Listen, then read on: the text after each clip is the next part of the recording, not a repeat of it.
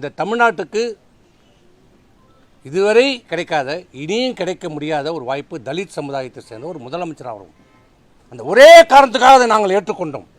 ஒரு தலித் சமுதாயத்தை சேர்ந்த முதலமைச்சர் ஆகட்டும், வரட்டும் என்று எங்களுக்கு அதில் சில முரண்பாடுகள் இருந்தாலும், ஆனால் ஒரு தலித் சமுதாயத்தை சேர்ந்தவர் முதலமைச்சர் ஆகட்டும் என்ற நிலைப்பாட்டில் அதை சொன்னோம், அதை வற்புறுத்தினோம். அதை நடைமுறைப்படுத்துங்கள், அதையாவது ஏற்றுக்கொள்ளுங்கள். முடியாது, நான் தான் முதலமைச்சராகுவேன், அதை ஏற்றுக்கொள்ள முடியாது. ஒரு தலித் சமுதாயத்தை சேர்ந்த முதலமைச்சராவதை நான் ஏற்றுக்கொள்ள முடியாது. இன்னும் அவர் சொன்ன வார்த்தைகள்லாம் சொன்னால் நல்லா இருக்காது.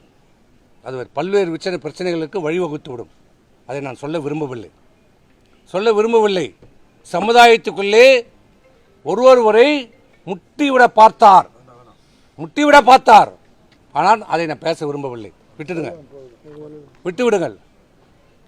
ஆனால் தான் முதலமைச்சரானால் போதும் என்று சொன்னார். இதை நாங்கள் ஏற்றுக்கொள்ளவில்லை.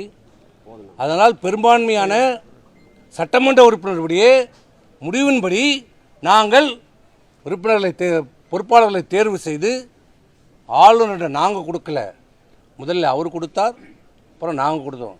எப்போ அந்த சபாநாயகரிடம் கொடுத்தோம், சபாநாயகரிடம் கொடுத்தோம், எப்போ கொடுத்தோமோ அப்போதே கட்சியிலே முரண்பாடுகள் வந்துவிட்டது, கருத்து வேறுபாடு வந்துவிட்டது, பிளவை நோக்கி சென்று கொண்டிருக்கிறது என்ற நிலை உருவாகிவிட்டது. எப்போ கருத்து வேறுபாடு, கொள்கை வேறுபாடுக்குள்ளே கட்சிக்குள்ளே வந்துடுதோ அன்றைய தேதியிலிருந்து பொதுச் செயலாளருக்கான அதிகாரம் முழுமையாக பறிக்கப்பட்டு விட்டது. எங்களை நீக்குகிற அதிகாரம் பொதுச் செயலாளருக்கு முற்றிலும் துளியும் அவருக்கு அதிகாரம் இல்லை.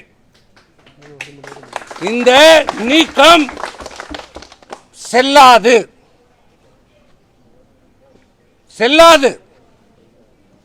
அவருக்கு அந்த அதிகாரம் இல்லை.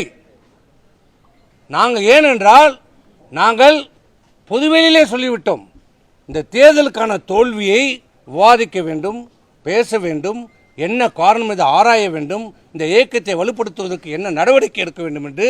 அதற்காக பொதுக்குழுவை கூட்டுங்கள் என்று உங்களிடம் கோரிக்கை வைக்கப்பட்டு விட்டது. அதற்கு பிறகு பொதுக்குழுவை கூட்டுங்கள் என்று சொன்னது பிறகு எங்களை நீக்குவது என்பது சட்டத்துக்கு, கழக சட்ட விதிகளுக்கு புறம்பானது. ஏனென்று நீக்கிறீர்கள்?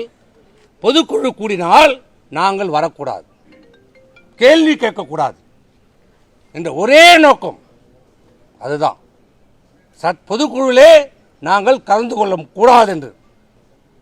நீங்க என்ன கடவுளே தடுத்தாலும் பொதுக்குழுவிலே நாங்கள் கலந்து கொள்வோம். இது எங்க கட்சி, அனைத்து இந்திய அண்ணா திராவிட முன்னேற்ற கழகம் என்பது எங்கள் உயிர், எங்க ரத்தம். பொதுக்குழுவிலே எங்களை கலந்து கொள்வதில் நீங்கள் இல்லை, யாராலும் தடுக்க முடியாது.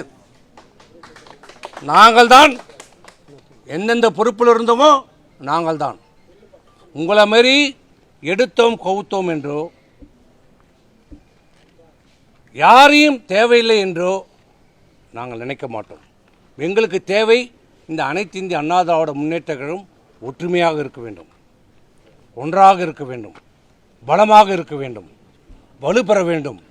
மீண்டும் தேர்தலிலே வெற்றி பெற்று மாண்புமிகு எம்ஜிஆர் ஆட்சி, அம்மாவுடைய ஆட்சி அமைய வேண்டும் என்பதுதான் எங்களுடைய ஒரே கொள்கை, ஒரே சிந்தனை.